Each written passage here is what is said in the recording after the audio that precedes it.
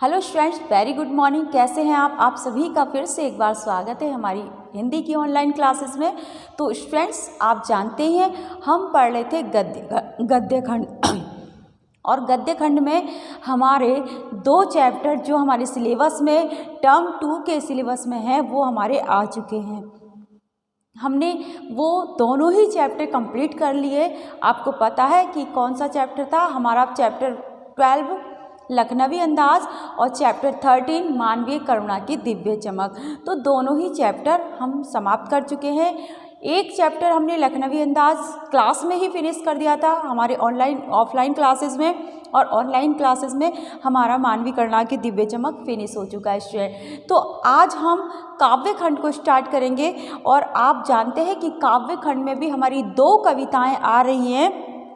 एक तो है हमारी चैप्टर 5 सूर्यकांत त्रिपाठी निराला और दूसरी कविता है हमारी कन्यादान। तो पहले हम आज शुरू करने वाले हैं सूर्यकांत त्रिपाठी निराला की कविता। ठीक है, तो सूर्यकांत त्रिपाठी निराला जी को पढ़ेंगे। इसमें इनकी दो कविता हैं, उत्साह और अट नहीं रही। छोटी छोटी कविताएं हैं लेकिन आपको इसकी व्याख्या समझ में आनी चाहिए, तभी आप क्वेश्चन के आंसर लिखेंगे। कठिन शब्द जितने भी हैं उनका अर्थ आपको समझ में आना चाहिए। और स्टूडेंट्स, आपको ध्यान ये भी रखना है कि जब कवि अपनी कविता लिखता है तो एक तो वो अर्थ होता है उसका जो वो शब्दों के माध्यम से प्रकट करता है, और साथ में उसके पीछे, उस कविता के पीछे उसका एक संदेश भी छिपा हुआ होता है। तो उस संदेश को समझना, यानी कि जो उसका मूल अर्थ होता है या विशेष अर्थ होता है, उसे समझना हमारे लिए बहुत ज़रूरी है।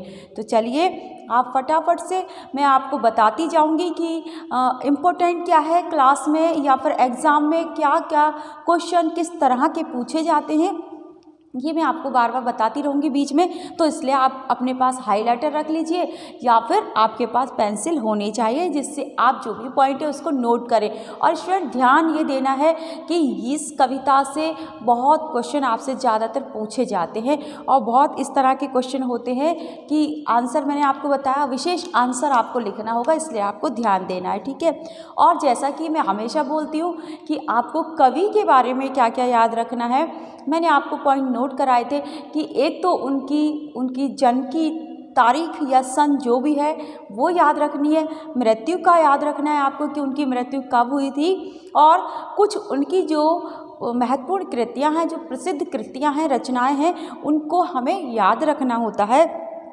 बस इतनी चीज़ याद रखनी होती है।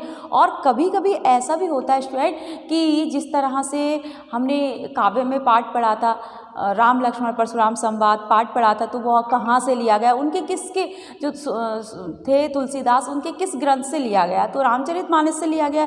इसी तरह से बस हम जब कोई भी कविता पढ़ते हैं, अगर वो उस लेखक या कवि के किसी ग्रंथ से लिया गया है तो हमें वो याद रखना होता है। ठीक है, तो चलिए यहाँ से शुरू करते हैं। इस कविता में ऐसा कुछ नहीं है कि किसी ग्रंथ से लिया गया है, बस इसमें एक उनकी फ्रेश कविता है, यानी कि स्वतंत्र रचना है उनकी ये।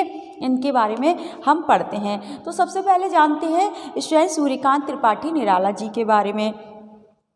निराला जी का जन्म 1899 ईस्वी में बंगाल के मेदिनीपुर जिले के महिषादल राज्य में हुआ था। ये लाइन आपको याद रखनी है, कहाँ हुआ था सूर्यकांत त्रिपाठी निराला का जन्म?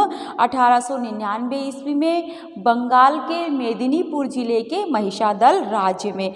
आपसे पूछा जाए किस राज्य में उनका जन्म हुआ तो आप केवल इतना आंसर देंगे, महिषादल राज्य में। अगर आपसे ये पूछा जाए कि उनका जन्म किस जिले में हुआ था तो मेदिनीपुर जिले में। ठीक है, तो इस तरह से आपको याद रखना है, ये ध्यान रखना है कि जन्म कब हुआ था? 1899 में। बंगाल में मेदिनीपुर जिला पड़ता है और वो महिषादल राज्य में पड़ता है। इनके पिता पंडित राम सहाय त्रिपाठी महिषादल राज्य के कर्मचारी थे, यानी कि जॉब करते थे और वो भी गवर्नमेंट जॉब करते थे। 3 वर्ष की आयु में ही निराला जी की माता का देहांत हो गया और उनकी प्रारंभिक शिक्षा बंगाल में हुई। प्रारंभिक शिक्षा मीन्स जो बचपन से जो प्राइमरी वाली शिक्षा होती है उसकी बात हम यहाँ पर करते हैं, या फिर 8th तक हो जाती है। ठीक है, तो बंगाल में हुई। बंगाल में रहते हुए भी उन्होंने संस्कृत, बंगला, संगीत और दर्शन शास्त्र का गहन अध्ययन किया। 14 वर्ष की आयु में उनका विवाह मनोहरा देवी से हुआ। तो पहले 14 वर्ष की आयु में अर्थात छोटी उम्र में ही विवाह हो जाया करते थे। तो उनकी पत्नी का क्या नाम था? मनोहरा देवी। किंतु उनका पारिवारिक जीवन सुखमय नहीं रहा। लेकिन उनका जो पारिवारिक जीवन था, शादी के बाद जो उनका जीवन था वो सुखमय नहीं रहा, यानी कि बहुत दुख भरा उनका जीवन रहा। 1918 ईस्वी में उनकी पत्नी का स्वर्गवास हो गया और फिर उनकी पत्नी का भी स्वर्गवास हो गया। और उसके बाद पिता, चाचा और चचेरे भाई भी एक एक करके उन्हें छोड़कर इस दुनिया से चले गए। आप समझ सकते हैं कि निराला जी का जीवन कितना दुखमय रहा होगा। छोटी उम्र में माता का देहांत हो जाना, ठीक है, और उसके बाद फिर उनका जल्दी ही उनका विवाह होना, विवाह के बाद पत्नी की जल्दी से मृत्यु हो जाना, माता फिर पिता का, चाचा, चचेरे भाई, यानी कि पूरा जो परिवार था जहाँ से हमें सपोर्ट मिलती है, सहारा मिलता है, उन सभी का स्वर्गवास हो चुका था। उनकी प्रिय पुत्री सरोज की मृत्यु ने तो इनके हृदय के टुकड़े टुकड़े कर दिए। अब देखो, उनकी एक बेटी थी, उसका नाम था सरोज, और उसकी भी मृत्यु हो गई। यानी कि निराला जी को अपने जीवन में बहुत सारी कठिनाइयों का सामना करा। उनके प्रियजन तो एक एक करके इस संसार से विदा हो ही गए, साथ ही उन्हें समाज के लोगों का विरोध भी झेलना पड़ा।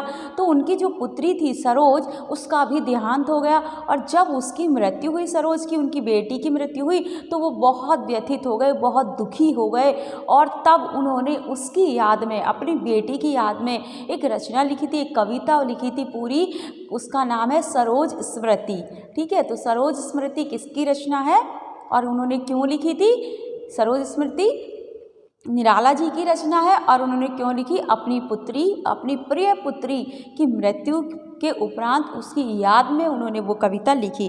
तो आपको ये बातें ध्यान रखनी है। यस स्टूडेंट, इसके बाद इस प्रकार निराला जीवन भर क्रूर परिस्थितियों से संघर्ष करते रहे। उनका जीवन में जब तक वो जिए, ठीक है, तब तक उनके साथ इतनी क्रूर परिस्थितियां रहीं कि एक आम इंसान उसको मुश्किल से सह पाता है, लेकिन ऐसा उनका जीवन रहा।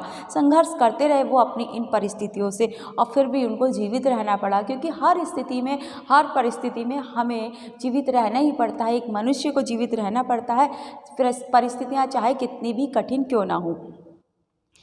5 अक्टूबर 1961 को निराला जी का स्वर्गवास हो गया, और फिर 1961 में निराला जी का भी स्वर्गवास हो गया। इनकी रचनाएं हैं, देखो आपको ध्यान रखनी है, परिमल, अनामिका, गीतिका, अपरा, नए पत्ते, राम की शक्ति पूजा, तुलसीदास। और इनकी आप अगर कभी बड़े होकर पढ़ें तो ये सारी ही रचनाएं इनकी बहुत अच्छी हैं, इतनी बहुत बढ़िया। राम की शक्ति पूजा बहुत अच्छी कविता है। और इसी तरह से देखो, इसमें एक शब्द आया परिमल, इन्होंने परिमल की रचना की। इनका परिमल इनका काव्य ग्रंथ है। लेकिन परिमल शब्द मैंने आपको बताया था एक जगह पर और आया था।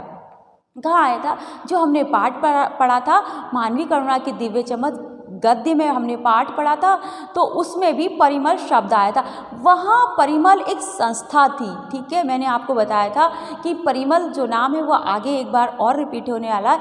तो परिमल जो एक संस्था थी, वो हिंदी के कवि, उसमें सारे कवि लेखक शामिल थे उस संस्था में, और वो हिंदी के परिमार्जन के लिए, हिंदी के उत्थान के लिए काम करते थे, ठीक है। लेकिन यहाँ निराला जी भी उस परिमल संस्था में थे, शामिल थे, लेकिन यहाँ निराला जी ने उस परिमल संस्था के नाम पर ही अपनी परिमल काव्य रचना लिखी, ठीक है स्टूडेंट। तो कन्फ्यूज बिल्कुल नहीं होना है। इसके अलावा उनके उपन्यास हैं अलका, अप्सरा, निरुपमा, चोटी की पकड़। कहानी संग्रह हैं उनके, कहानियाँ उनकी कौन कौन सी संग्रह हैं? लिली, सखी, चतुरी, चमार। निबंध हैं प्रबंध प्रतिमा और प्रबंध पदम, ये उनके निबंध हैं। और उन्होंने आलोचनाएं भी लिखी हैं, रविंद्र, कविता कानन, पंत और पल्लव, ठीक है। और इसके अलावा उन्होंने पत्रिका का संपादन किया, जो पत्रिकाएं निकलती हैं मासिक, उनका संपादन किया। वो कौन सी पत्रिकाएं थी? समन्वय, मतवाला और सुधा। कई बार आपसे तो नहीं पूछा जाता, लेकिन कॉम्पिटिटिव एग्जाम में पूछा जाता है कि मतवाला पत्रिका का संपादन किसने किया या सुधा का किसने किया, तो निराला जी ने किया, ठीक है। अब देखिए, निराला जी ने अपने संपूर्ण साहित्य को, अपने जो भी रचना थी उनको 8 खंडों में बांटा, ठीक है। यहाँ तक हमें निराला जी के बारे में पढ़ना है। और इसके अलावा थोड़ा और जानते हैं निराला जी क्या थे। देखिए, वो छायावादी कवि थे। मैंने आपको बताए थे छायावाद के कितने कवि बताए थे, 4 कवि बताए थे, क्योंकि ऑलरेडी मैं डिस्कस कर चुकी थी। ए और बी और सी तीनों सेक्शन के बच्चों को पता था, मैं बता चुकी थी। छायावाद के 4 कवि प्रसाद पंत, निराला और महादेवी वर्मा। ठीक है, छायावाद हिंदी साहित्य में, हिंदी गद्य में छायावाद का बहुत महत्व है। तो ये देखो, प्रतीक मानकर इन्होंने एक अलग परंपरा की रचनाएं की थी, लिखी थी, इसलिए इनका जो समय था उसको छायावाद कहा गया। ठीक है, प्रतीकों के माध्यम से इन्होंने अपने जो मन की व्यथाएं थी या समस्याएं थी समाज की, उसका वर्णन किया था। तो छायावाद के कवि थे ये आपको इम्पोर्टेंट बात है, ध्यान रखना चाहिए कि निराला किस काल के कवि थे या किस तरह के कवि थे, वो छायावादी कवि थे। ठीक है, इसके अलावा 3 कवि, केवल 4 कवि थे छायावाद के, मैंने चारों के नाम आपको लिखा दिए थे। यस, और उसके अलावा देखो उनमें क्या था, दलित समाज के प्रति गहरी सहानुभूति थी, प्रकृति के प्रेमी थे, प्रकृति से बड़ा प्रेम करते थे वो, और साथ ही क्या था, राष्ट्र प्रेम की भावना भी उनके मन में कूट कूट कर भरी थी। वो चाहते थे समाज से जिन कठिनाइयों को वो झेल रहे थे, वो जिन समाज के जिन लोगों का विरोध वो झेल रहे थे, तो वो चाहते थे कवि कुछ ऐसी कविताएं लिखे, ऐसे विचार समाज को दें, क्योंकि हम सभी के विचार परिवर्तित कब होते हैं, जब हम अच्छी अच्छी बातें पढ़ते हैं, रचनाएं पढ़ते हैं, कहानी, कविता, गजल कुछ भी पढ़ते हैं, तब हमारे विचार क्या होते हैं, बदलते हैं, परिवर्तित होते हैं। तो लेखक चाहते थे कि भाई अच्छी अच्छी कविताएं लिखें, जो कवि हैं वो अच्छी अच्छी कविताएं लिखें और लोगों के जो विचार है उनमें परिवर्तन लाने का प्रयास करें, ऐसा वो चाहते थे। ठीक है, अब इसके अलावा देखो हम आते हैं अब अपने पाठ पर। ठीक है, बहुत सारे अलंकारों का प्रयोग भी काव्य में होता है, मैंने आपको बता दिया, अनुप्रास भी होता है, यमक भी, श्लेष भी, तो सारे अलंकारों का प्रयोग कहीं ना कहीं किसी न किसी रूप में होता ही है। ठीक है, अब जरूरी नहीं कि सभी हो, रस भी होते हैं, देखो कहीं संयोग श्रृंगार, कहीं वियोग श्रृंगार, कहीं और वीर रस, उत्साह रस, ऐसे करके हास्य रस, ये ना, तो इस तरह से आपने देखे होंगे। ठीक है, अब देखो हम आते हैं कविता पे। मैंने आपको बताया कि इस सूर्यकांत त्रिपाठी निराला की जो कविता है उसमें 2 तरह की हमारी कविता है, पहली है उत्साह और दूसरी है अट नहीं रही। तो सबसे पहले हम उत्साह की बात करते हैं। उत्साह जो कविता वेरी वेरी इंपॉर्टेंट है, ध्यान रखना, यहाँ से क्वेश्चन आपसे एक क्वेश्चन जरूर पूछा जाता है। उत्साह एक आह्वान गीत है, इस लाइन को, इस बात को आप लिख लीजिए, नोट कर लीजिए। उत्साह कैसा गीत है, एक आह्वान गीत है। यानी कि आह्वान क्या होता है स्टूडेंट, आह्वान करना यानी कि किसी को जागृत करना, पुकारना। जैसे हम क्या करते हैं, कभी देखा अपने घरों में पूजा पाठ करते हैं तो हम क्या करते हैं, सबसे पहले गणेश जी का आह्वान करते हैं, उनको बुलाते हैं कि आप आइए और फिर हमारा जो काम है उसको संपूर्ण कराइए। तो यहाँ ये कैसा है, आह्वान गीत है। तो आह्वान गीत है जो बादलों को संबोधित है। अब इसमें जैसे मैंने बताया कि हमारे घर में कोई धार्मिक अनुष्ठान होता है, सबसे पहले गणेश जी का हम आह्वान करते हैं, लेकिन आह्वान गीत तो है ये निराला का ये आह्वान गीत है। और इसमें इन्होंने आह्वान किसका किया, गणेश जी का नहीं किया, बादलों का आह्वान किया। जैसे अभी आपने देखा कि कुछ दिन कितनी बारिश हुई, कितनी तेज बारिश हुई, तो बादलों का आह्वान कहते हैं, वो बादलों को संबोधित किया है उन्होंने। और बादल निराला का प्रिय विषय है। बादल विषय पर उन्होंने बहुत सारी कविताएं लिखी है, सबसे फेवरेट, सबसे अच्छा विषय निराला का बादल ही है। कविता में बादलों को एक तरफ पीड़ित प्यासे जन की आकांक्षा को पूरा करने वाला दिखाया। अब जब बारिश होती है, जो बादल आते हैं, उनकी वजह से क्या होता है स्टूडेंट कि एक तरफ तो कवि ने उसके 2 अर्थ निकाले। कवि ने, देखो मैंने पहले बताया था, एक तो वो जो आपको लग रहा है शब्दों के माध्यम से समझ में आ रहा है, एक वो जो उसका विशेष अर्थ होता है। तो कवि ने यहाँ बादलों को 2 तरह से प्रयोग किया है, यानी कि 2 अर्थ बताया है। एक तरफ तो उन्होंने प्यासे जन यानी लोगों की आकांक्षाओं को पूरा करने वाला बताया है बादल को। ठीक है, बादल आते हैं तो जो ज़मीन सूखी रहती है, खेती किसान जो होते हैं वो भी खुश हो जाते हैं कि भाई हमारे खेतों में पानी लग जाएगा, हमारी फसल अच्छी हो जाएगी। और फिर अगर गर्मी पड़ रही है तो लोग गर्मी से परेशान रहते हैं, बिल्कुल त्रस्त रहते, कहते हैं हाय भगवान बारिश हो जाए तो कुछ शांति मिले। तो एक तरफ तो कवि ने क्या किया है, बादलों को प्यासे लोगों की आकांक्षा को पूरा, आकांक्षा में इच्छा को पूरा करने वाला दिखाया है। तो दूसरी तरफ, एक तो ये दिखाया उन्होंने, दूसरी तरफ वही बादल नई कल्पना, नए अंकुर के लिए विध्वंस, विप्लव और क्रांति चेतना की संभावना करने वाले भी दर्शाया गया है। एक तरफ तो ये कि भाई प्यासे लोगों को मुक्ति मिल जाएगी, शांति मिल जाएगी, ठीक है, ज़मीन में नए नए अंकुर फूटेंगे। दूसरी तरफ उन्होंने बादलों के माध्यम से यह भी कहा है कि भाई समाज में जो बुराइयां हैं, जो बुरे विचार हैं, वो भी जिन वजह से लोग परेशान हैं समाज के, उन सब का भी क्या हो जाए, वो सब पुराने विचार, पुरानी परंपराएं नष्ट हो जाएं और नए नए अंकुर फूटे, अर्थात नए विचार वाले लोगों का उदय हो, लोगों के समाज में एक नई क्रांति आए, ऐसा उन्होंने कहा है। ठीक है, फिर है कवि जीवन को व्यापक और समग्र दृष्टि से देखता है। कवि जीवन को बहुत बड़े व्यापक स्तर पर देखता है। कविता में ललित कल्पना और क्रांति चेतना दोनों है। देखो, ललित कल्पना और क्रांति चेतना, उन्होंने एक तरह से बड़ी मनोहर कल्पना भी की है बादलों के माध्यम से, बादलों में। दूसरी तरफ उन्हीं बादलों को चेतना, क्रांति चेतना वाला भी बताया है, यानी कि क्रांति मीन्स बदलाव। एक जिस तरह से बादल एकदम से बदलाव ले आते ना, सब गंदगी बहा देते या कुछ से अर्थ से अनर्थ कर देते, उस तरह का क्रांति चेतना वाला भी दिखाया है। सामाजिक क्रांति या बदलाव में साहित्य की भूमिका महत्वपूर्ण होती है। बहुत इंपॉर्टेंट बात है स्टूडेंट कि सामाजिक क्रांति में या किसी भी बदलाव में, समाज में जो भी बदलाव होते हैं उसमें साहित्य की भूमिका महत्वपूर्ण होती है। अर्थात मैंने आपको शुरू में बताया था, हम लोगों के विचार, हम मनुष्यों के विचार कैसे चेंज होते हैं, तभी चेंज होते हैं। हम कभी बहुत पहले से हमारी कोई मानसिकता बनी हुई होती है, कुछ विचार होता है, हम सोचते हैं हाँ भाई यही ठीक है, ऐसे ही चलता है, ऐसे ही चलता है, कोई परंपरा है हम उसको ऐसे ही मानते हैं। लेकिन जब लोगों के विचार सामने आते हैं, साहित्य में कवि या लेखक ऐसी बातें लिखते हैं, उनकी विचार, उनकी कविताओं को, उनके निबंध को, उनके उपन्यासों को पढ़ते हैं जब हम, तो हमारे मन में जो भ्रांति थी, जो हमारे पहले के विचार थे, वो सारे खत्म हो जाते हैं और हम नए विचार अपनाने लगते हैं। जैसे जाति प्रथा, एक ही मैं आपको एग्जाम्पल से बताऊंगी वरना बहुत लंबा हो जाता है। जैसे जाति प्रथा है, पहले क्या हुआ करता था,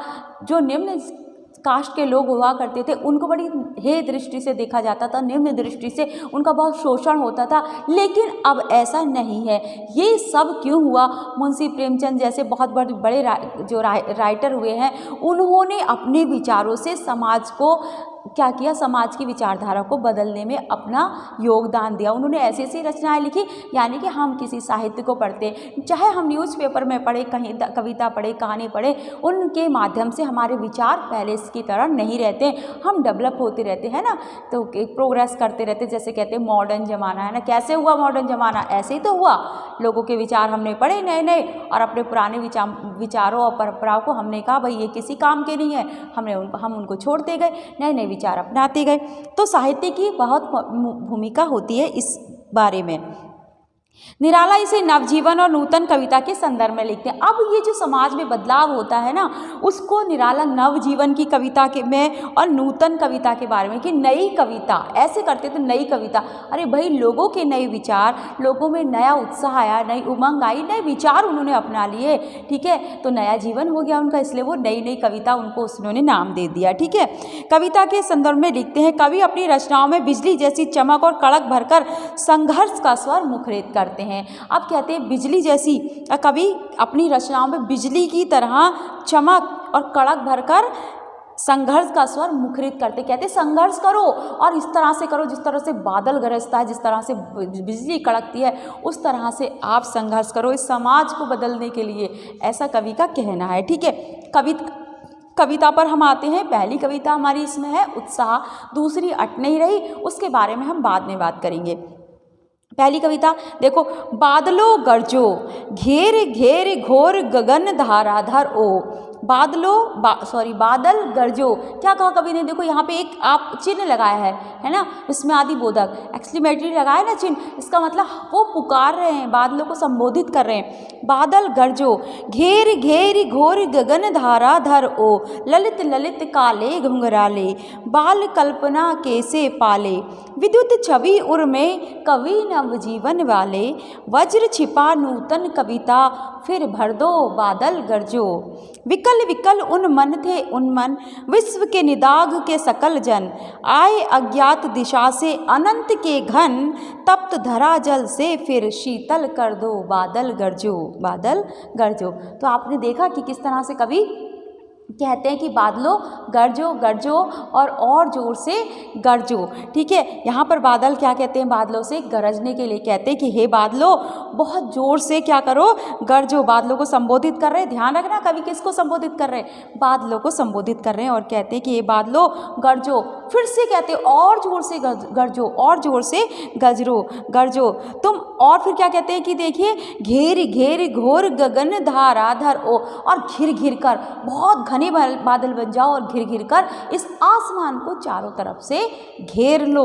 ललित ललित काले घुंघराले, और क्या कहते हैं देखो, और क्या करते, घेर लो और उमड़ घुमड़ कर चारों तरफ छा जाओ और क्या करो, और साथ में यहीं पर ठीक है, घेर घेर घोर गगन धाराधर ओ, कहते कभी कहते चारों तरफ से आओ, घने हो जाओ और इस आसमान को चारों तरफ से घेर लो। यहीं पर कवि उन कवियों को भी जागृत करना चाहते हैं, उन कवियों को भी संबोधित करते हैं जिस तरह से ये बादल घने घने होकर है ना घिर कर आसमान को चारों तरफ से घेर लेते हैं, उसी तरह से कवियों को संबोधित करते हुए कहते हैं। कौन से कवियों को, जो समाज में बदलाव की आकांक्षा रखते हैं, जो समाज को बदलने की इच्छा रखते हैं, उनको कवि संबोधित करते हैं बादलों के माध्यम से कि ए नवजीवन का काव्य रचने वाले कवि, हे नया जीवन देने वाले। नवजीवन का काव्य मैंने बताया कि पुरानी परंपराओं को ख़त्म करके नए विचार देने वाले कवि, जो तुम समाज को नए विचार देने वाले कवि हो, उनको संबोधित कर रहे हैं कि तुम बादलों में काले घुंघराले सुंदर बालों की कल्पना तो करो। देखो लिखा है ना, ललित ललित काले घुंघराले बाल कल्पना कैसे पाले। तुम इन बादलों में काले काले घुंघराले की बालों की कल्पना तो करो। मैं इस बात से नहीं कह रहा कुछ भी कि तुम इन बादलों में कल्पना मत करो, क्योंकि कवि क्या होते हैं, अपनी कविताएं जब लिखते हैं ना तो कल्पना करते हैं। वो बादलों में कल्पना कर लेते हैं और बारिश में कल्पना कर लेते हैं, प्रकृति में, किसी पौधे में, किसी पेड़ में, हवा में कल्पना कर लेते हैं कि हवा जाओ, उड़ कर जाओ, है ना, और संदेशा पहुँचाओ। आपने ऐसे इस तरह से कविता लिखी होंगी, सुनी होंगी, पढ़ी होंगी। तो स्टूडेंट देखिए, आज ये कंप्लीट नहीं होगा और मैं चाहती हूँ कि इस कविता को मैं बीच में ना छोड़ूं, पूरी कविता एक ही बार में आपको उसका अर्थ बताऊं। अगर मैं अभी शुरू तो मैंने कर दी थी, पर फिर मुझे लगा कि अब टाइम ओवर हो गया, तो हम इस कविता को नेक्स्ट वीडियो में शुरू करेंगे फिर से। और अभी हमने जीवन परिचय पढ़ा और थोड़ा सा कविता के बारे में परिचय पढ़ लिया, किस तरह की ये कविता है। तो इसकी जो व्याख्या है वो हम नेक्स्ट वीडियो में देखेंगे। तो आज के लिए इतना ही। Thank you.